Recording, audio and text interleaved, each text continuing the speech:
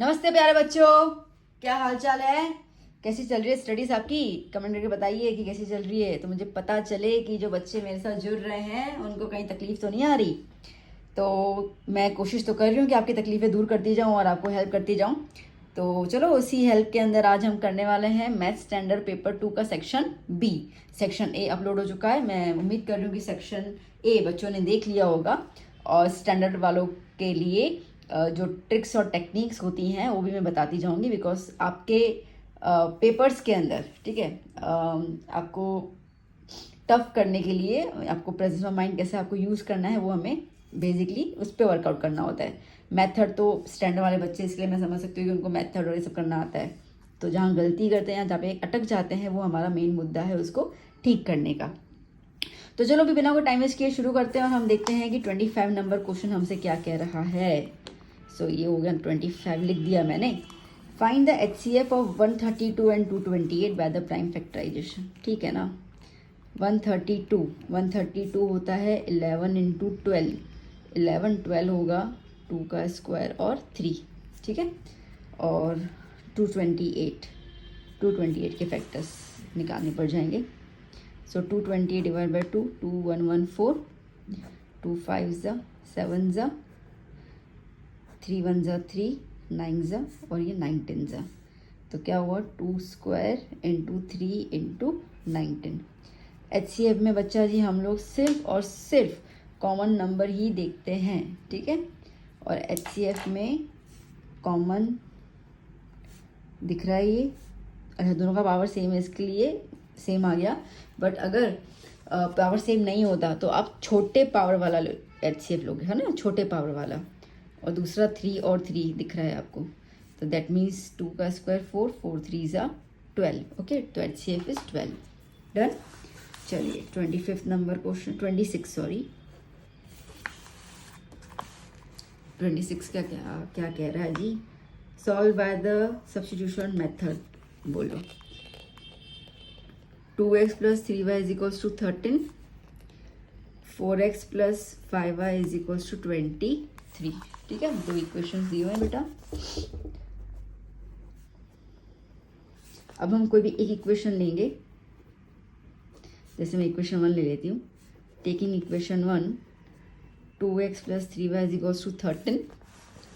और इसमें मैं कोई भी एक वेरिएबल को अकेला कर दूंगी। जैसे कि x है ना, तो मैं उसको अकेला कर लेती हूँ।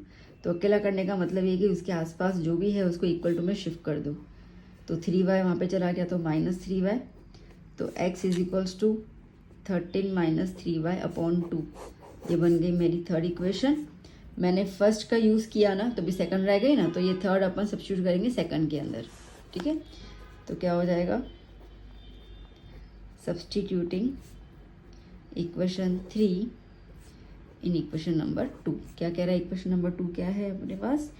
4x plus 5y is equals to 23। 4x की जगह पर 13 minus 3y upon 2 plus 5y is equals to 23। 2 1 ज़ा 2 2 ज़ा 2, 13 minus 3y plus 5y equals to 23। 2 13 ज़ा 26 माइनस 2 3 ज़ा 6y plus 5y is equals to 23। ये 26 को यहाँ पे लेके जाऊँ और -6y प्लस 5y कितना हो जाएगा? -y 23 minus 26। तो -y इज इक्वल्स टू -3। तो y इज इक्वल्स टू 3, ठीक है। अब ये y की वैल्यू जो हमारी थर्ड इक्वेशन है ना यहाँ पर, उसमें अप्लाई कर लेंगे। तो substituting y is equals to 3 in equation number 3, x is equals to 13 minus 3y upon 2। x is equals to 13 minus 3, y की जगह पर 3 होल अपॉन 2। मैं इसको यहाँ कर लेती हूँ। हाँ,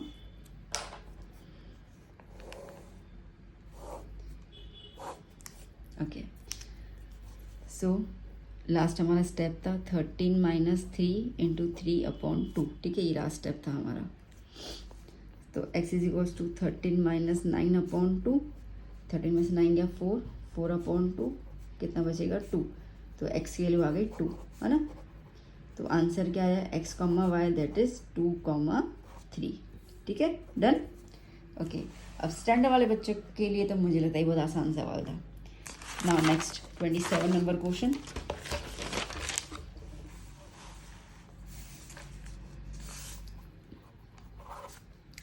find the roots of the quadratic equation √2x² + 7x + 5√2 = 0। ठीक है, देखो बेटा, अब इसके अंदर ना रूट्स निकालने का इन्होंने कुछ मेथड तो हाँ बोला है sorry. Find the roots of the quadratic equation by factorization से बोला है, तो मतलब हमें स्प्लिटिंग मिडल टर्म से ही करना पड़ जाएगा। कैसे करोगे? फर्स्ट और लास्ट टर्म को मल्टीप्लाई कर लो, √2 × 5√2, √2 × √2 2, 5 2 का कितना होता है 10। हमें क्या चाहिए? मिडल टर्म 7, तो 5 + 2 7 मिल जाएगा ना, तो चलो क्लियर हो गया।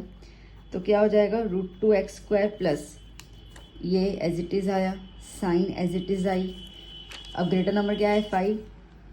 5x, फिर क्या है 2x + 5√2 = 0, प्लस प्लस प्लस। ठीक है, इन दोनों की साइन का यहाँ पे लिखते हो प्लस प्लस प्लस। अब आपके पास 4 टर्म्स आ गए, 2 2 के पेयरिंग कर दो। यहाँ पे खाली x कॉमन निकलेगा, तो क्या हो जाएगा? √2x + 5। यहाँ पे √2 कॉमन निकलेगा, क्या हो जाएगा? √2x + 5।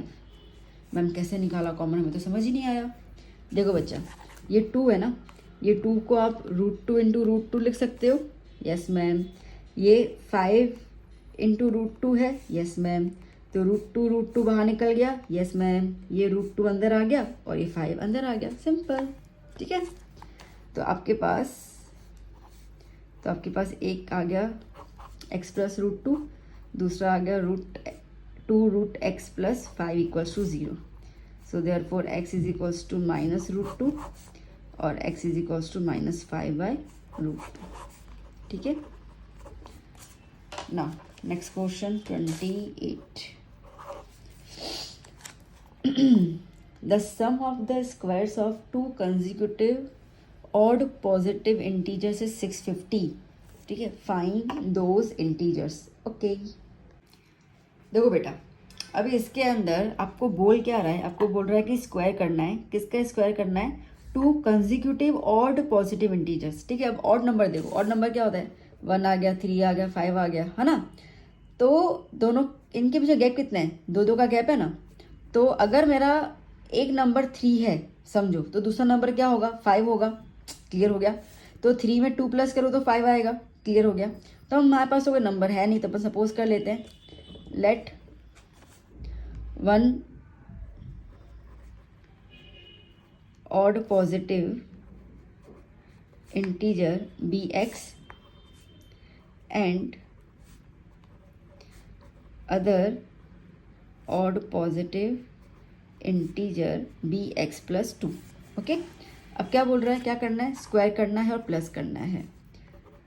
So according to the question, square किया,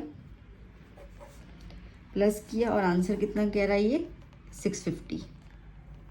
ठीक है, चलो निकाल देते हैं। ये x², यहाँ पे क्या होगा बेटा? ये देखो, ये a + b² की तरह दिख रहा है ना। x की जगह पे a समझ लो, 2 की जगह पे b समझ लो, तो ऐसा ही हुआ। तो इसका फॉर्मूला क्या होता है? a² + 2ab + b²।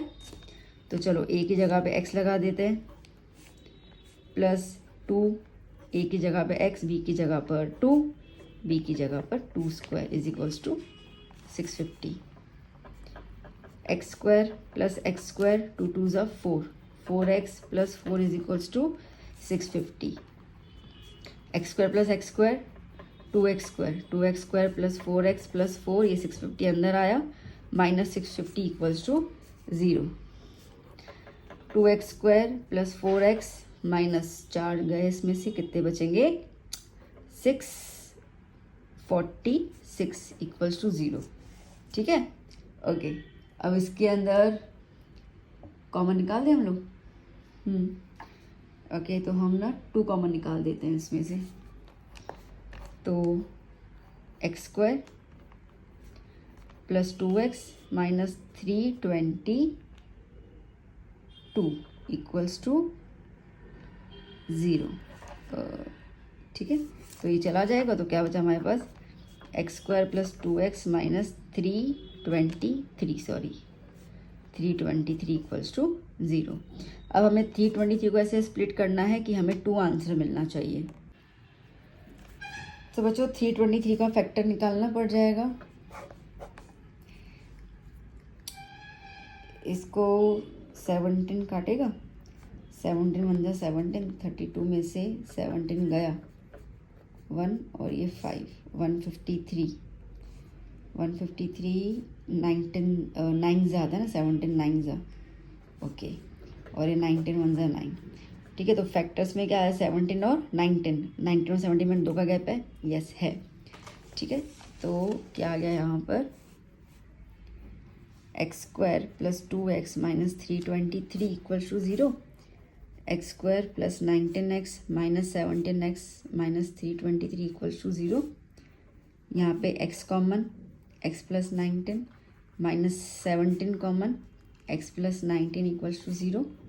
तो x minus 17 x plus 19 equal to 0। तो x की वैल्यू आ गई 17 और दूसरी आ गई माइनस 19। अब माइनस 19 तो पॉसिबल नहीं है ना, क्योंकि इन्होंने पॉजिटिव नंबर बोला है। ठीक है, सो दस one number be x that is 17 and another number be x plus 2 था ना, that is 17 plus 2 तो 19। ठीक है, अच्छा बच्चों सुनो, मुझे पता है कि बच्चों को ये होगा कि मैम आपने तो 17 19 मतलब ये प्राइम नंबर आपने लगा के कर लिया, हम एग्ज़ाम में क्या करेंगे, हमें तो इतना दिमाग ना चले। तो देखो मैं आपको सिंपल चीज़ बता दूँ, अगर ऐसा कुछ नंबर आ जाए ना, ठीक है, और आपको नहीं समझ में आ रहा कि क्या करें, सिंपल चले जाना क्वाड्रेटिक इक्वेशन के अंदर। वो है ना बी स्क्वायर माइनस 4ac वाली जो फॉर्मूला है। ठीक है, कौन सी, x is equals to minus b plus minus b square minus 4ac under root में अपॉन 2 है, ये है ना फॉर्मूला। इससे सॉल्व कर लेना, आंसर आ जाएगा। ठीक है, इतना स्ट्रेस मत लेना, इसमें आपको ऐसा नहीं है कि इसी फैक्टराइजेशन से ही सॉल्व करना है, आप इससे करोगे आंसर आ जाएगा, एक बार ट्राई कर लेना, हो जाएगा। ठीक है, चलिए now next 29 number question.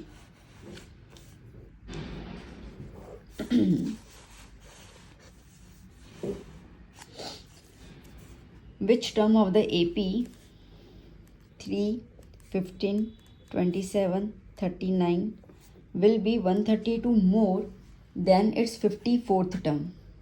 Okay, AP का कौन सा टर्म होगा जो विल बी 132 मोर, 132 ज़्यादा है, किससे ज़्यादा है, उसके 54th टर्म से ज़्यादा है।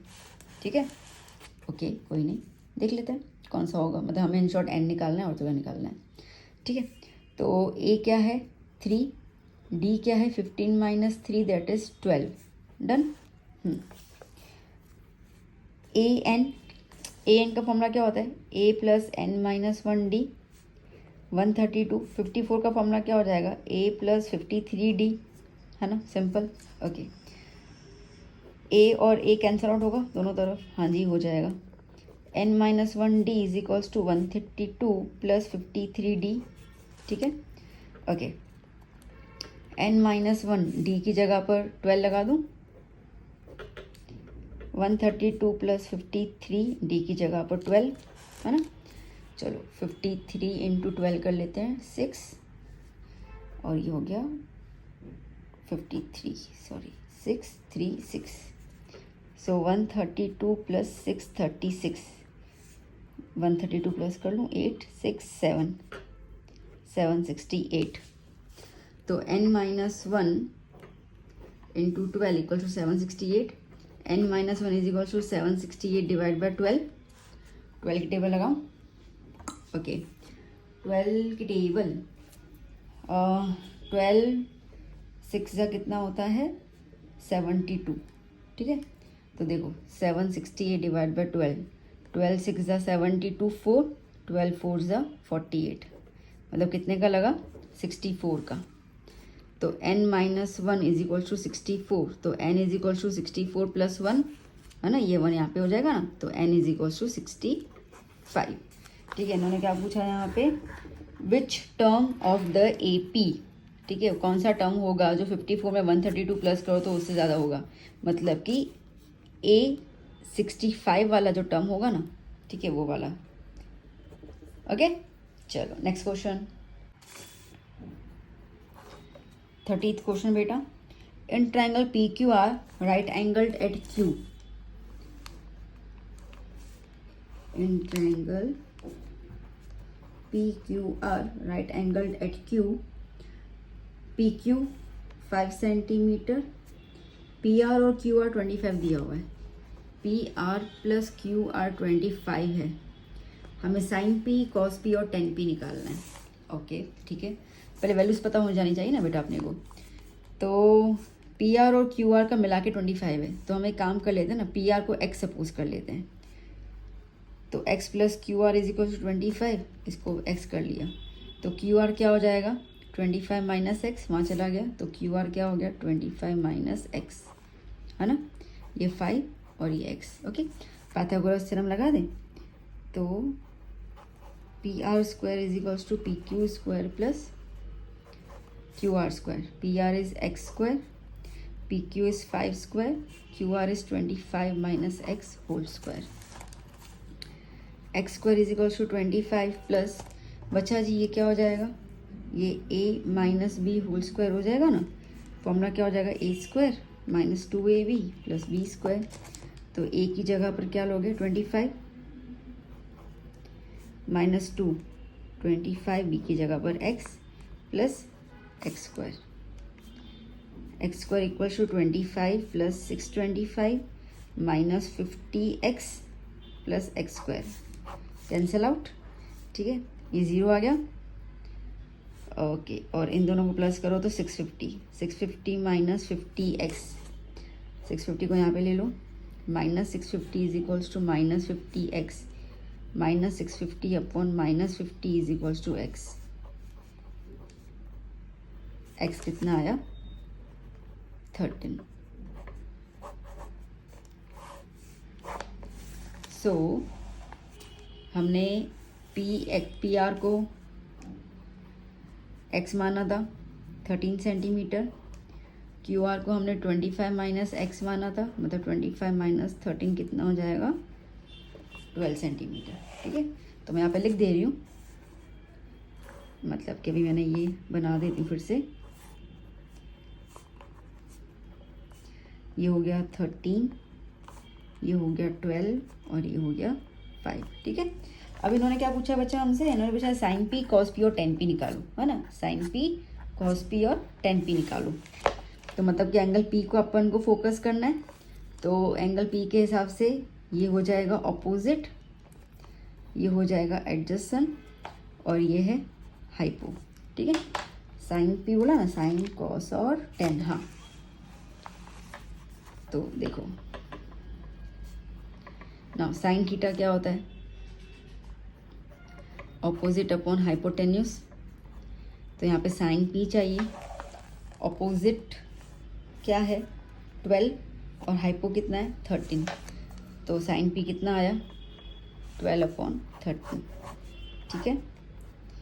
कॉस थीटा क्या होता है एडजसेंट अपॉन हाइपो, तो cos P is equals to, ये थीटा के बगल में ये एडजसेंट 5 और हाइपो कितना है 13, तो कितना आया 5 अपॉन 13, ठीक है। टेन थीटा क्या होता है अपोजिट अपॉन एडजसेंट, सो टेन P अपोजिट कितना है 12, एडजसेंट कितना है 5, तो टेन P कितना आया 12 अपॉन 5, ठीक है, डन बेटा, ओके। ना बच्चों 31st question, prove that under root 1 plus sine A upon 1 minus sine A equal to sec A plus tan A, ठीक है। यहाँ पे देख लीजिए 31st नंबर क्वेश्चन क्या कह रहा है, prove that 1 plus sine A upon 1 minus sine A under root equals to sec A plus tan A, ठीक है, ओके। देखिए ना, पहले हम स्टार्ट करेंगे LHS से, मतलब कि इक्वल टू के पहले वाले साइन से, तो 1 प्लस साइन ए अपॉन 1 माइनस साइन ए अंडर रूट। ठीक है, क्या करने का बेटा, देखो जैसे हमारे पास प्राइम नंबर होता है ना 2, 3, 5 ये प्राइम नंबर होते हैं, उस तरीके से ट्रिग्नोमेट्रिक रेशियोज के अंदर साइन और कॉस है ना, साइन और कॉस प्राइम नंबर्स की तरह होता है। अब प्राइम नंबर्स में तो हम क्या कर सकते हैं, उसके अंदर कुछ मल्टीप्लाई नहीं कर सकते, कुछ कर नहीं सकते, मतलब उसको हम स्प्लिट नहीं कर सकते। तो जब इस तरीके से कोई नंबर हो, जैसे नीचे 1 माइनस साइन ए है, अब कुछ कर नहीं सकते इसके अंदर, तो हम क्या करेंगे, हम इसको करेंगे रैशनलाइजेशन। मतलब कि 1 प्लस साइन ए अपॉन 1 माइनस साइन ए, अपॉन में क्या 1 माइनस साइन है ना, ये वाला नंबर एज इट इज़ लिख देंगे यहाँ पर। बस फ़र्क सिर्फ इतना है कि यहाँ माइनस साइन है तो यहाँ पे प्लस कर लेंगे। ठीक है, उसी को ही हम कहते हैं रैशनलाइजेशन। 9th में हमने नंबर्स के बीच में देखा था रैशनलाइजेशन, 10th में हम लोग साइन कॉस के रेशियोज में भी देख लेते हैं। तो देखो अभी ऊपर वाले को इकट्ठे लिख दें और नीचे वाले को इकट्ठे लिख दें, 1 माइनस साइन ए 1 प्लस साइन ए अंडर रूट। ठीक है, अब देखो बेटा 1 प्लस साइन ए 1 प्लस साइन ए सेम टर्म्स आया ना, पूरा का पूरा ब्रैकेट सेम है, तो हम लोग क्या कर लेंगे 1 plus sine A whole square लिख देंगे, क्योंकि साइन भी सेम है, आगे आगे 1 है, पीछे पीछे साइन है, सब कुछ सेम है। ठीक है, पर नीचे देखो बेटा, नीचे आप अगर देखोगे तो आपको देखो ब्रैकेट में एक चेंज दिखेगा। क्या दिखेगा, यहाँ पे 1 माइनस दिख रहा है और यहाँ पे 1 प्लस दिख रहा है। ठीक है, तो अगर मैं इसको फॉर्मूला के थ्रू जज करूँ तो मुझे ये कुछ कुछ a माइनस बी जैसा लग रहा है और ये कुछ कुछ a प्लस बी जैसा लग रहा है। a1 यहाँ पे भी a1, b यहाँ पे साइन a, यहाँ पे b साइन a, यहाँ पे दोनों के जो माइनस की साइन है और यहाँ पे प्लस की साइन है। अब मुझे पता है कि a माइनस बी और a प्लस बी का फॉर्मूला क्या होता है, a square minus b square, है ना। तो a की जगह मैं 1 लगा दूँ और b की जगह मैं साइन लगा दूँ। ठीक है बच्चा, clear, okay. Now 1 plus sine A whole square, ये हो जाएगा 1 square minus sine square A under root. ठीक है, now 1 plus sine A whole square, इसको अंडर रूट अलग से ले लेती हूँ, अपॉन में अंडर रूट अलग कर लेती हूँ, 1 माइनस साइन ए स्क्वायर हो जाएगा कॉस स्क्वायर ए।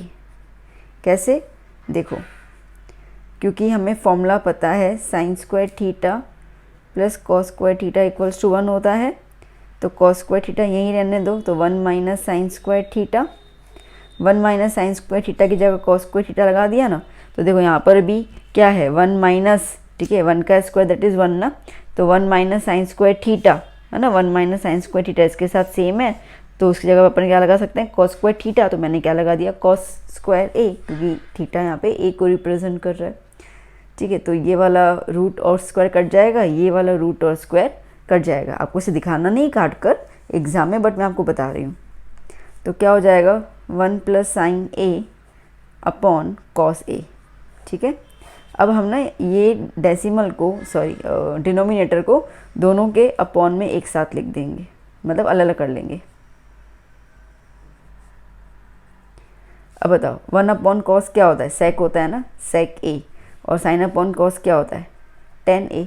हमें यही तो बोला ना निकालने के लिए, हमें क्या बोला, देखो सेक ए प्लस टेन ए आ गया, सेक ए प्लस टेन है दैट इज RHS।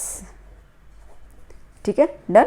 चलिए नेक्स्ट क्वेश्चन बच्चों, 32 नंबर क्वेश्चन देखो, tangent A B to a circle with the centre P touches the circle at B।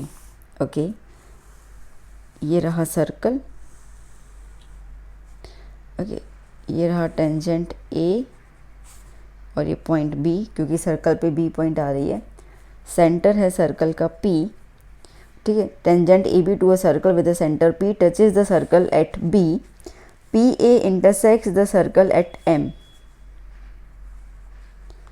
PA जो है सर्कल को M पे इंटरसेक्ट कर रहा है। इफ़ AB इज़ 21 सेंटीमीटर, ये AB आपको दिया हुआ है 21 सेंटीमीटर, AM आपको दिया हुआ है 9 centimetre, find the radius of the circle. तो ये क्या हो गया, देखो सेंटर से सर्कल में, सेंटर से सर्कल की तरफ जो भी लाइन सेगमेंट जाएगी उसको हम रेडियस कहेंगे ना, तो ये रेडियस हो गया। अब हमें पता है कि रेडियस और टेंजेंट आपस में होते हैं परपेंडिकुलर, है ना। परपेंडिकुलर होते हैं तो साफ साफ अपन पाइथागोरस थ्योरम लगा सकते हैं। बट दिक्कत अभी यहाँ पे ये आ रही है कि ये जो पूरा साइड हमें लेना होगा पी ए, यहाँ पे हमें सिर्फ एम ए की वैल्यू दी हुई है 9, पी एम की तो है ही नहीं, तो कैसे निकालेंगे। तो मैंने अभी एक स्टेटमेंट बोला, मैंने क्या बोला, सर्कल के सेंटर से सर्कल पर कोई भी लाइन सेगमेंट होती है उसको हम रेडियस कहते हैं। तो अगर ये रेडियस है तो बच्चा जी ये भी रेडियस हो गया ना, है ना। तो ये आर हो गया, मतलब कि पी ए पूरा का पूरा क्या हो जाएगा, आर प्लस 9 सेंटीमीटर। ठीक है, तो बस यहाँ पे लगा देते हैं Pythagoras theorem. As we know that radius is perpendicular to tangent, so therefore by Pythagoras theorem PA square is equals to PB square plus AB square। ठीक है, so therefore PA क्या हो जाएगा, R plus 9 whole square, PB क्या हो जाएगा, R square, और AB क्या हो जाएगा 21 स्क्वायर। ठीक है, so अब आप देखो बेटा यहाँ पर, तो ये है R प्लस 9, मतलब कि A प्लस बी को A plus B whole square का फॉर्मूला लगा सकते हैं ना अपन यहाँ पर। ठीक है, तो A plus B whole square क्या होता है, A square plus 2ab plus B square.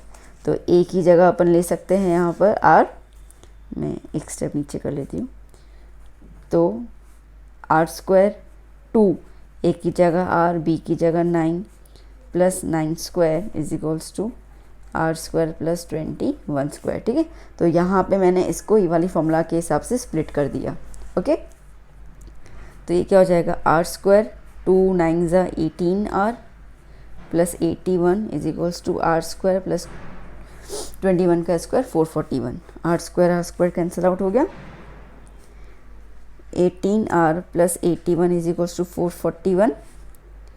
So therefore 18R is equals to 441 minus 81। तो चलो 441 में से 81 निकाल देते हैं, 0 3 6 3, है ना, 360। तो 18R is equals to 360। So R is equals to 360 divide by 18, 18 1 ज़ा 18 2 ज़ा मतलब 20 ज़ा। तो रेडियस कितना आया बच्चा जी, 20 सेंटीमीटर। इन्होंने रेडियस पूछा था ना निकालने के लिए।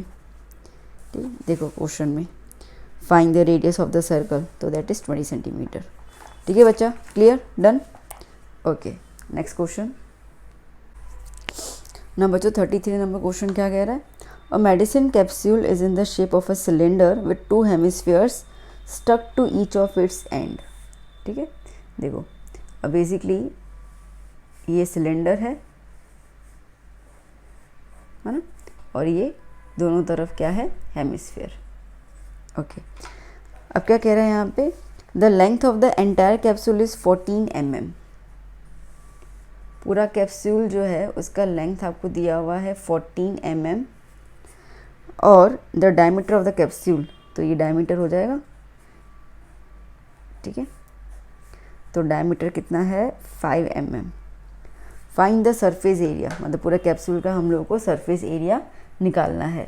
ओके, तो देखो बेटा, अब पहली बात तो ये सिलेंडर, ठीक है, ये सिलेंडर है, ये सिलेंडर का डायमीटर और हेमिस्फीयर का डायमीटर सेम हुआ ना, इतना तो क्लियर हो गया। ठीक है, तो हमारे पास क्या क्या दिया हुआ है पहले वो देख लेते हैं। एक तो हमें दिया हुआ है सिलेंडर और दूसरा हमें दिया हुआ है हेमिस्फीयर। तो डायमीटर 5 mm सिलेंडर का भी है, तो वो हेमिस्फीयर का भी है, तो इसके लिए रेडियस क्या हो जाएगा 5/2 mm। आप 2.5 भी लिख सकते हो, एक ही बात है। ठीक है, इतने ओके। अब हमें सिलेंडर में तो हाइट भी चाहिए होती है ना, तो देखो बेटा अब ध्यान दो, ये सेंटर है और ये हेमिस्फीयर तो सर्कल का पार्ट होता है ना, सर्कल जैसा होता है, तो ये रेडियस हो जाएगा बेटा। तो अगर मुझे सिलेंडर की ये वाली हाइट निकालनी है तो मुझे ये वाला पोर्शन और ये वाला पोर्शन माइनस करना पड़ जाएगा। तो ये रेडियस है और ये भी रेडियस है, ठीक है। मतलब ये है कि अगर मुझे हाइट ऑफ द सिलेंडर निकालनी है तो जो टोटल लेंथ है हमारे पास 14, उसमें से एक हेमिस्फीयर का रेडियस माइनस करना पड़ेगा, मतलब कि 2.5 यहाँ माइनस करना पड़ेगा और एक रेडियस यहाँ से माइनस करना पड़ेगा, 2 हेमिस्फीयर है ना। आई बात समझ में, ठीक है ना। तो जैसे ये है हमारे पास, है ना, तो ये हो गया और ये हो गया। तो अगर इतना निकालना है तो हमें ये वाला रेडियस और ये वाला रेडियस माइनस करना पड़ जाएगा, ठीक है। तब जाके तो मुझे ये स्ट्रेट मिल जाएगा हाइट। तो 14 में से 2.55 हो जाता है, तो हाइट ऑफ द सिलेंडर कितना आ गया, 9 मिलीमीटर। ओके, नाउ अब कह रहा है कि पूरे कैप्सूल का आपको सरफेस एरिया निकालना है। देखो कैप्सूल है, मतलब सीधी सी बात है, अंदर दवाई वगैरह फिल्ड होगा, ठीक है। तो यहाँ पे सरफेस एरिया का कहने का मतलब है कि आपको CA से निकालना है ना, मतलब कर्व्ड निकालना है, अंदर तो सारी मेडिसिन होंगी। तो basically curved surface area of capsule is nothing but CA से ऑफ सिलेंडर प्लस CA से ऑफ 2 हेमिस्फीयर। 2 हेमिस्फीयर है ना बेटा, एक यहाँ पे एक यहाँ पे, इसलिए 2 हेमिस्फीयर लिख दिया।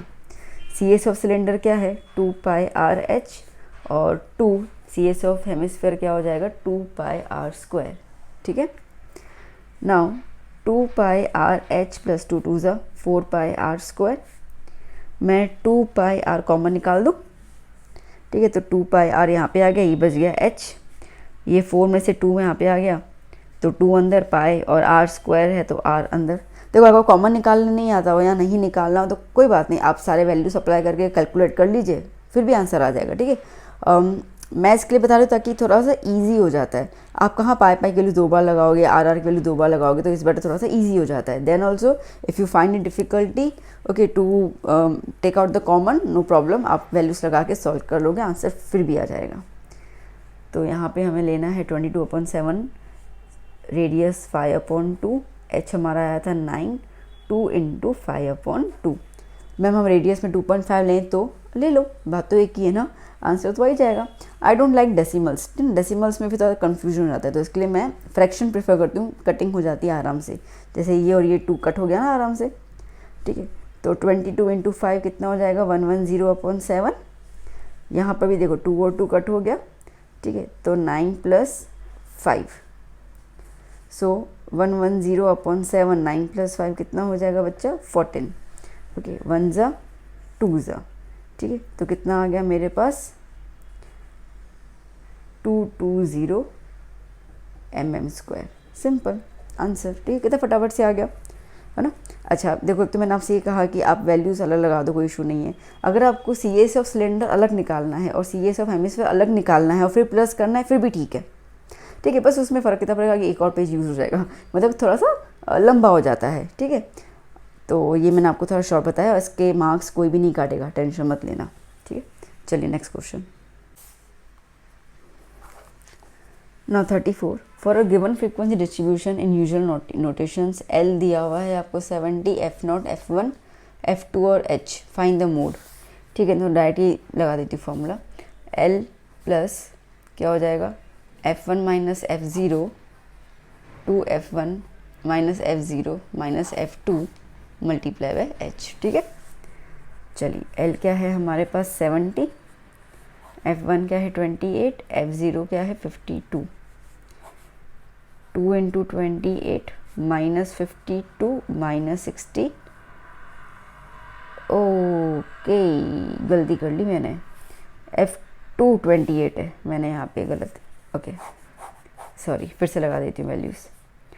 Z = L की जगह 70, F1 65, है ना, F1 65, F0 52, 2 × F1 मतलब 2 × 65 minus F0 52 minus F2 28 multiply by H 10, है ना। अब ठीक है ना सारी वैल्यूज़। चलो 70 प्लस, चलो 65 में से अगर हम लोग 52 माइनस करते हैं तो 13 बचेगा, ओके। सो 65 में से 52 माइनस, ठीक है, तो 13, ओके। 65 × 2 तो हमारे पास आएगा 130, -52 और 28 का प्लस कितना हो जाएगा, 52 और 28 80 है ना, इनका प्लस, तो minus minus plus, multiply by 10, 70 plus 13, okay, so 130 में से हमारे पास 80 गया तो 50 बचा, multiply by 10, 0 0 cancel out, 70 plus 13 upon 5, 70 plus, ठीक है, 13 को 5 से डिवाइड कर लीजिए तो आपको मिलेगा 2.6, 2.6, 70 प्लस रहेगा तो 72.6, तो z कितना आया, 72.6, ठीक है। ना बच्चों 35 number question, for a given frequency distribution in usual notations L दिया हुआ है, N दिया हुआ है, CF और FH मीडियन निकालना है, तो डायरेक्टली अप्लाई करते formula L plus N upon 2 minus CF upon F multiply by H, ठीक है। अप्लाई कर लेते हैं वैल्यूज़, L कितना है 50, N 120 अपॉन 2, CF 54, F कितना है 15, ठीक है, ओके, F कितना आ गया 15 और H कितना है 10, ओके, देख लीजिए वैल्यू सारी लगा दी मैंने, 2 1 जा 260 जा, सो 50 plus 60 minus 54 upon 15 multiply by 10, 50 plus 60 में से 54 गया, 6 बचेगा, 6 अपॉन 15 मल्टीप्लाई बाय 10, 3 2 जा 6, 3 5 जा 15, 5 1 जा 5 2 जा, 50 प्लस 2 इंटू 2 है ना, 50 प्लस 2 इंटू 2 4, तो आंसर कितना आया 54, तो मीडियन इज 54, ठीक है। चलिए next 36 question,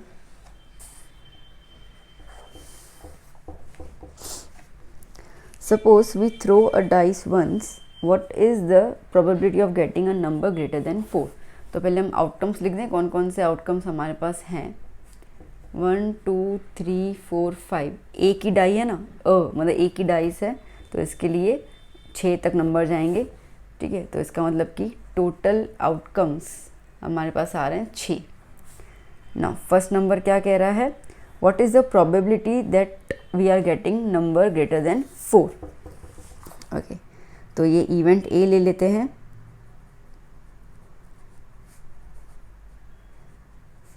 number greater than 4, 4 से ज़्यादा कितने नंबर हैं, 2 ही है, so therefore probability of the event A is, number of favourable outcomes कितने हैं 2, टोटल आउटकम्स कितने हैं 6, कितना है answer 1/3, okay.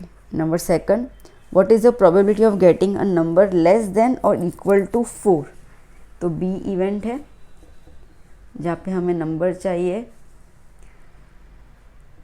Less than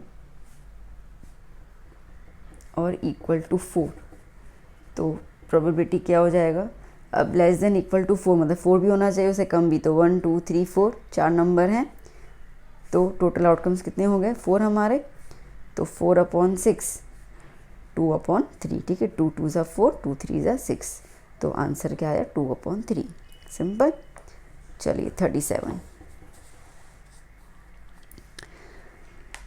2 unbiased dice are thrown once, what is the probability that the sum of the numbers on the 2 dice is greater than 9 and is smaller than 5। चलो 2 dice जो हैं वो हम लोग थ्रो कर रहे हैं एक बार, तो पहले तो हमें आउटकम्स लिखने पड़ जाएंगे ना इसके, तभी तो हम निकाल पाएंगे, तो आउटकम्स क्या होगा 1, 1 1, 2 1, 3 1, 4 1, 5 1, 6, ठीक है, फिर 2, 1, ऐसे करते करते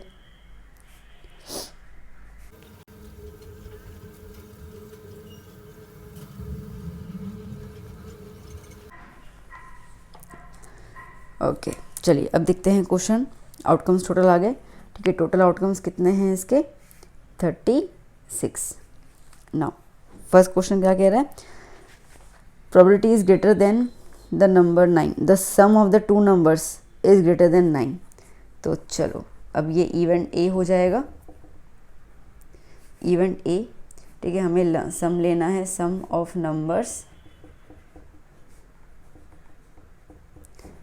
ग्रेटर देन 9। तो चलो प्लस करते जा रहे हैं 9 से ज़्यादा। 6 + 1 7, ये एंड में आ गया।